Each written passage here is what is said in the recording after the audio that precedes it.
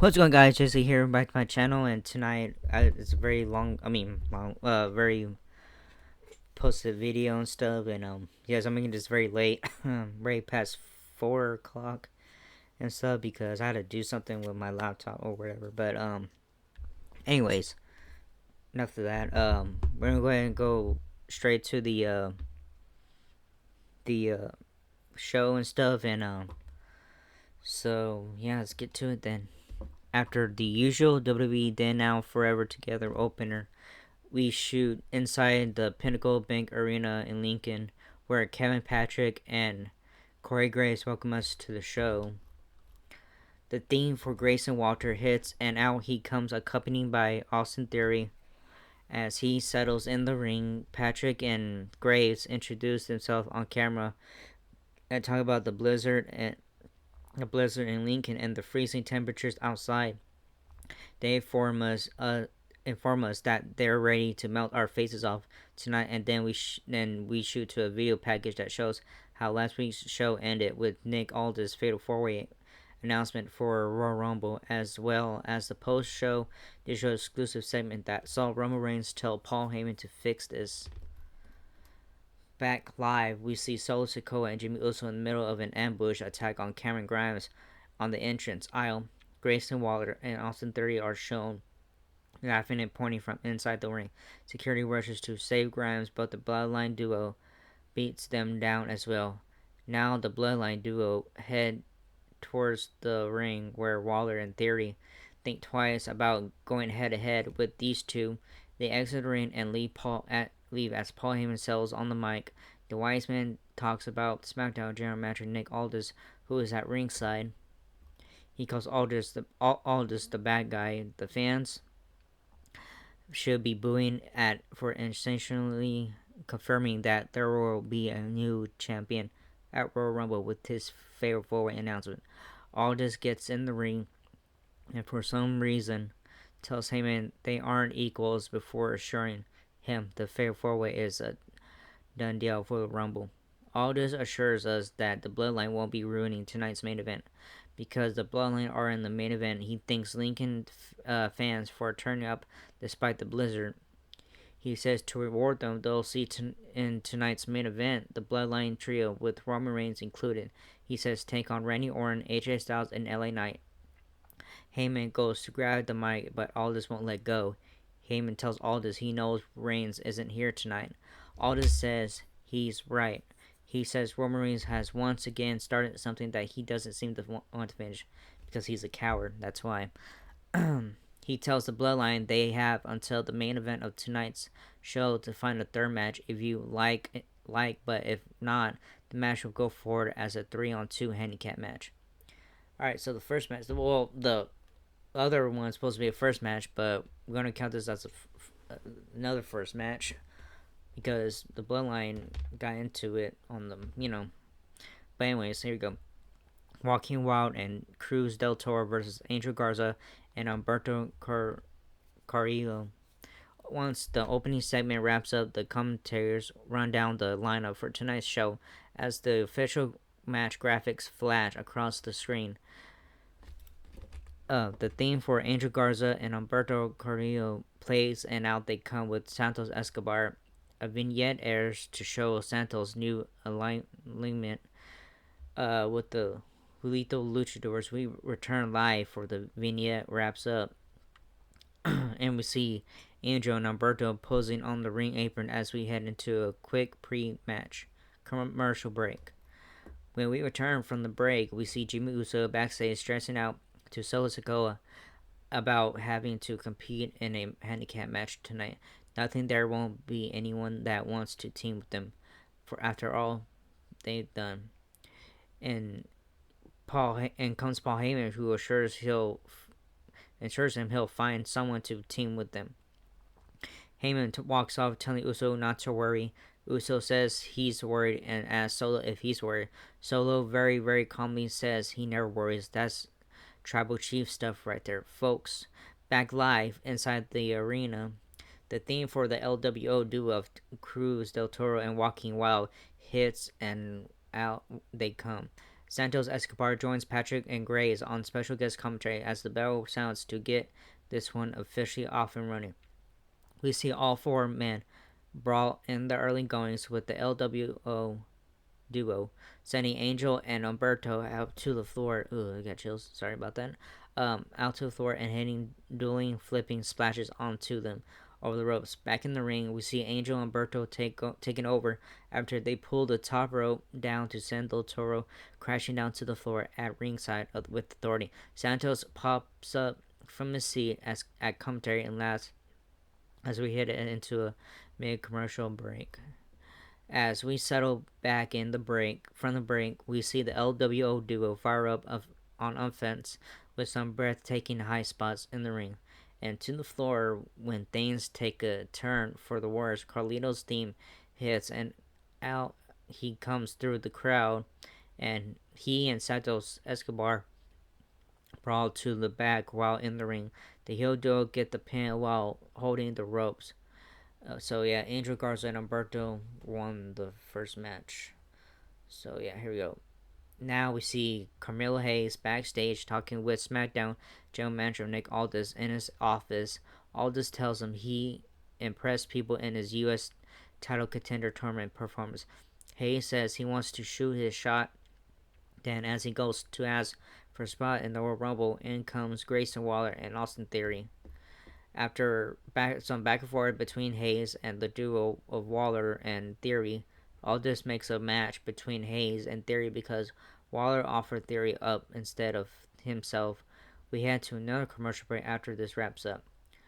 So we return to see Paul Heyman walking backstage looking for partners for the Bloodline duo.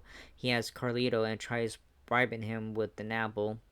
Carlito says he wants to fight, but only wants to fight Santos Escobar. He goes to walk off, but stops, turns around, and grabs the apple. He leaves, and Heyman yells at him that the apple and a yes to his request were a package deal. We see a video package that shows Kevin Owens winning the U.S. title contender tournament and knocking out Logan Paul afterwards. Now we shoot to a special recorded message from WWE champion Logan Paul. Paul talks into the camera with a black eye about how he isn't here tonight because he doesn't go to places like Lincoln, Nebraska, and says he's busy. He says he has been talking with lawyers and Owens might be in legal trouble for hitting him with the dangerous weapon like a cast. He tells him if he shows up to the Royal Rumble with the cast on, their title match is off. Yeah, that's not going to happen. So yeah, the second match, the familiar sounds of Bianca Belair theme hits the house speakers inside the Pinnacle Bank Arena. As the EST of WWE emerges and begins heading into the ring for our next match of the evening, as she does, we head into a pre-match commercial break. My goodness, there's so much commercials, and WWE need to stop doing that. When we return from the break, we see Butch and Tyler Bate sitting together for a coffee. Enthusiastic Bate tries talking to Butch like they're going to be a team going forward. Butch isn't interested. Bate keeps working on convincing him, and Butch seems to be listening. Back in the arena, Belair is shown wrapping up her in-ring entrance. Her theme music dies down, and the entrance tune for her opponent hits on that note. Bayley makes her way out, accompanied by fellow Damage Control members Io Sky, Kairi Sane, Asuka, and Dakota Kai.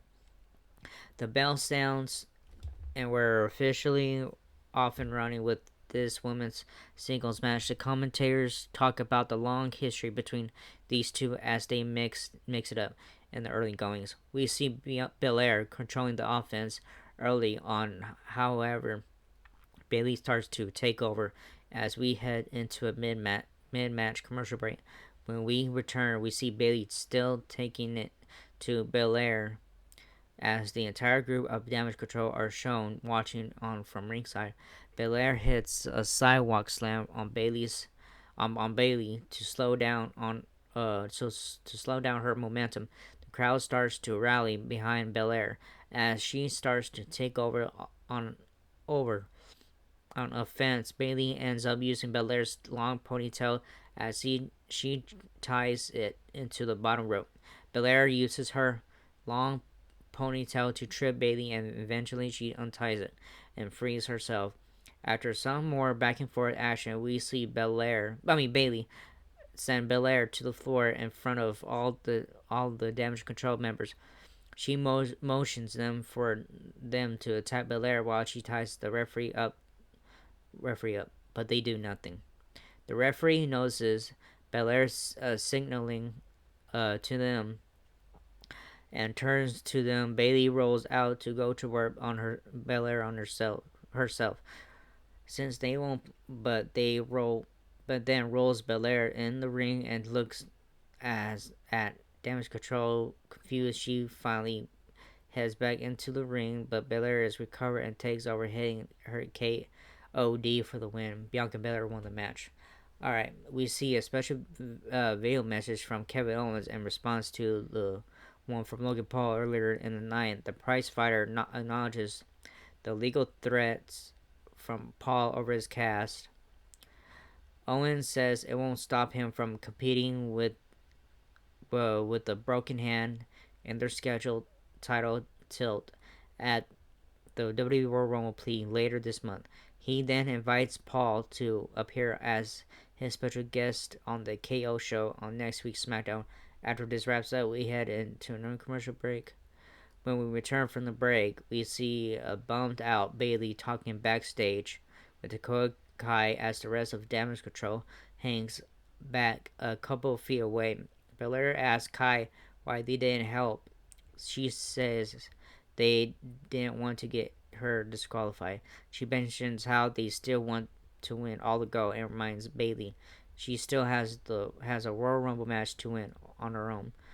We then head back out inside the arena where Bobby Lashley and the Street Profits, collectively known as the Pride, make their way out. Way out. Lashley gets on the mic after highlights are shown of Karrion Kross and the Authors of Pain attacking them last week. He says all they did was start a fight they can't finish. The lights go out and Paul Ellering is shown on the top of the entrance ramp. He points to the big screen above him.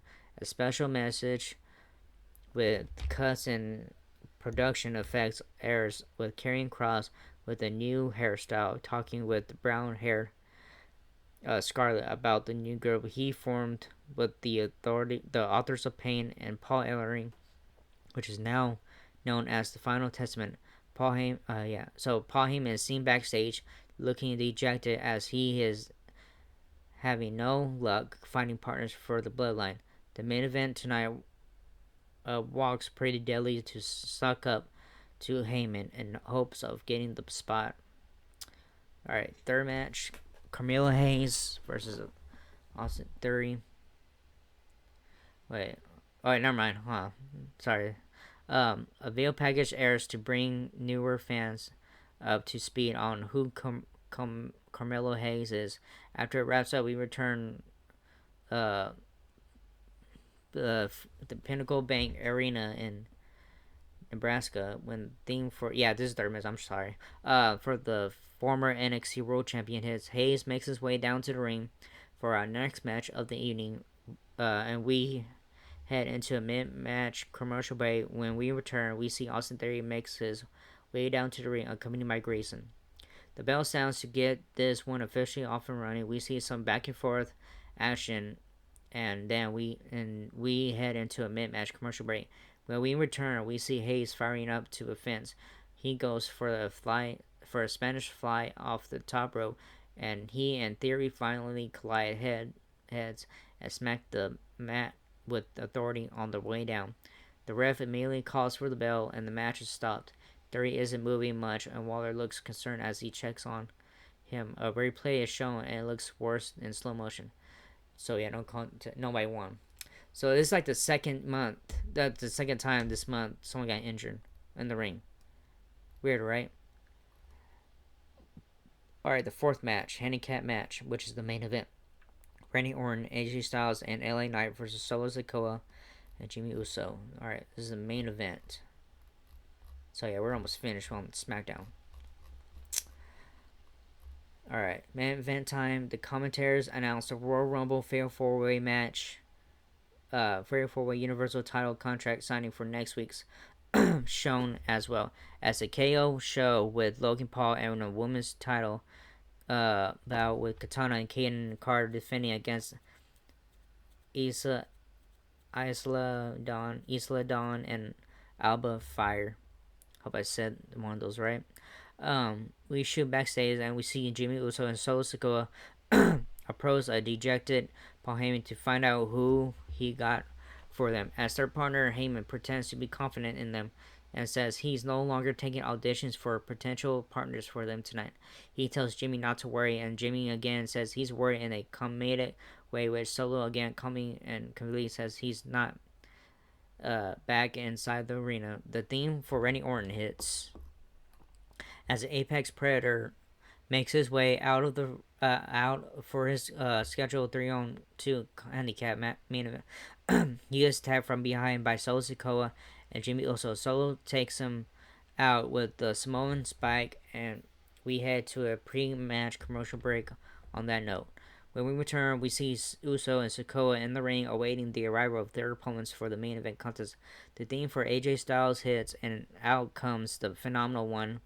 He sells in the ring, and then LA Knight's entrance tune hits, and the crowd goes wild. Knight and Styles are arguing straight out of the gate, as neither can agree on who is going to start off the match. Orton is in the back being checked on by the medical staff, and the match goes on as a tag team bout for now.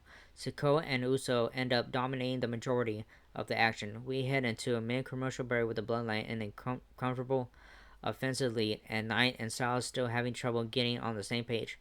When we return, we see much of the same until out of nowhere, Randy Orton's theme hits. Out he comes, holding his throat, heading to the ring. The camera pans over to Solo to show Sikoa looking like he's sees a ghost, as it can now finally safely be said that he, like Jimmy all night, is worried. He has reason to be as well, as Orton immediately tags in and takes over, hitting an RKO for the win. After the match, the action continues as Knight hits all of his trademark spots for a huge pop. He and Styles and Orton proceed to pay back the favor to the Bloodline from last week's, violently assaulting them with the ring steps and pulling Sikoa through a table.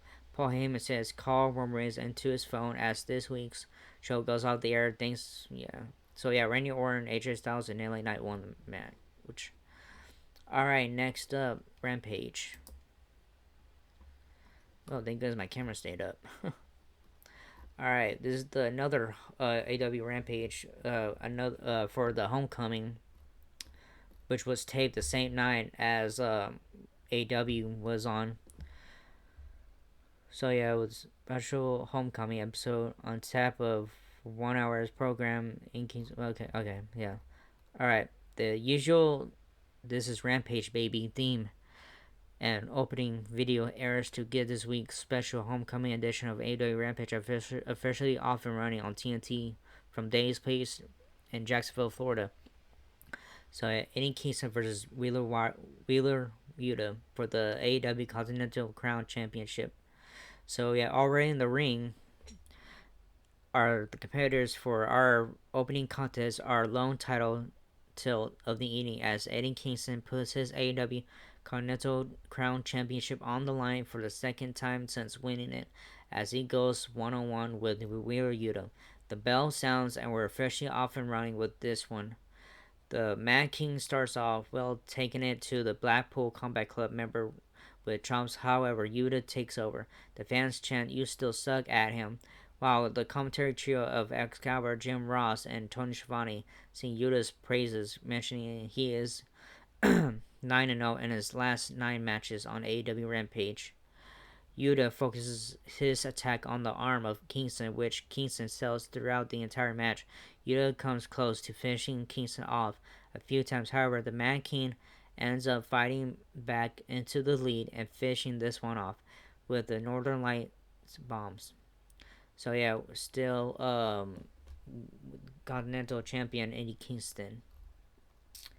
Alright, we shoot backstage where Lexi Nair is standing by with Mark Briscoe and the Hardys duo of Matt Hardy and Jeff Hardy. Jeff talks about how, because of the Hardys, whom he calls the living legends, the ratings and demos for last week's taped AEW Rampage beat the live AEW Collision show following the night.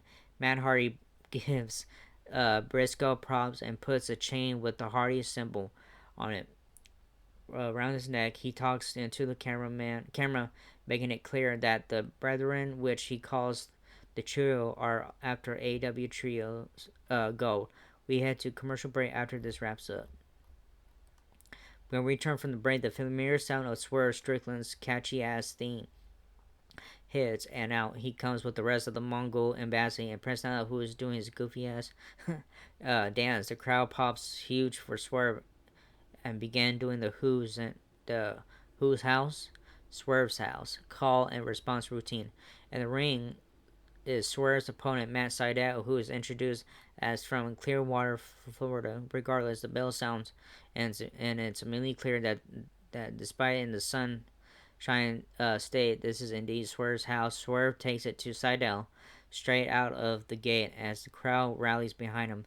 After some more back and forth action, we see Strickland hit the J Driller for the pin victory in a solid performance that saw the crowd treat him like a legitimate main event. So yeah, Strickland won the match. Alright, third match, Hikaru Shida versus Queen Aminata. We head to Renee Paquette backstage, who was with Action Andretti and Top Flight. In comes the private party duo, Mark Quinn and Isaiah Cassidy. The five guys bicker back and forth with Quinn and Dante Martin smacking each other on their repair shoulders while asking how their respective shoulders are feeling. After this wraps up, we return into the Daily's Place amphitheater where Queen Aminata theme hits and the newly signed women's talent for AEW makes her way to the ring for our next match of the evening. She settles inside the square circle and her entrance tuned down. The theme for her opponent plays and out comes former AEW Women's Champion Hikaru Shida to a pretty decent pop from Jacksonville crowd. The bell sounds and we're officially off and running with this one. Shida starts off strong, taking it to Aminata. However, as the newcomer to the scene in the AEW Women's Division starts to fight back into competitive form, we shift gears and head into a mid-match commercial break. As the action continues, when we return from the break, we see Aminata faring well until the former AEW Women's Champion fights back into a comfortable offensive lead, where she ultimately finished her off for the pinfall victory. So yeah, Hikaru Shida won the match. So yeah, third match, the Dark Order versus Menard, Angela Parker, and Jake Hager. It's main event time. Okay. We shoot backstage when we return. And we see Ruby Soho and Saraya talking when footage is shown of Harley Cameron forcing herself onto Angela Parker for a kiss. Does the I told you so routine with Soho and apologizes for delivering the news on her birthday, and walks Angela Parker with the cake for Soho's birthday. He starts singing the happy birthday song and Soho pushes the cake into his face and walks off as Parker tries explaining it's not what she thinks. Back inside Daily's Place in Jacksonville, the theme for the Dark Order hits, and out comes the trio for our main event of the evening. They settle into the ring, and their entrance tune dies down. The theme for the opponents plays, and out they come. Angelo Parker still has cake all over his face from what just happened with Soho, and he and Matt Menard and Jake Hager make their way to the ring. The bell sounds, and we're officially off and running with this one. We see some typical back and forth action earlier on the mat, and then we see Menard and Parker settle into an early offensive lead. After Alex Reynolds tags in, he helps the offensive momentum in the favor of the Dark Order. All three members clean house and do the Dark Order hand pose to the crowd. As we head into a mid match commercial break, as our main event of the evening continues, we return. We see Jake Hager helps his team take back over until he distracted by -1 at ringside. -1 pulls out his beloved purple bucket hat. The distraction allows the Dark Order to take over and pull off the win. Brody Lee's son then enters the ring wearing the purple bucket hat to celebrate ending the show by honoring Brody Lee. That's how this week's show goes on. So yeah, that was a good match. So yeah, it was a good show. SmackDown was alright, and SmackDown was good. I mean, Aew Rampage was good and stuff. So yeah, it was good. Alright shows and stuff. So yeah, that was it. And while you guys watch this video, I'm making another one, a second video, but it's gonna be like a little unboxing video, but not really unboxing video, but you know what I mean. So yeah, it's only one show I have on Blu-ray. So anyways, you'll find out yeah, after you guys watch the video. If not, you'll watch the video, I'll just go straight to the second video. I don't care what you guys do. Anyways, that was it for this video, and I'll see you all next time. Laters.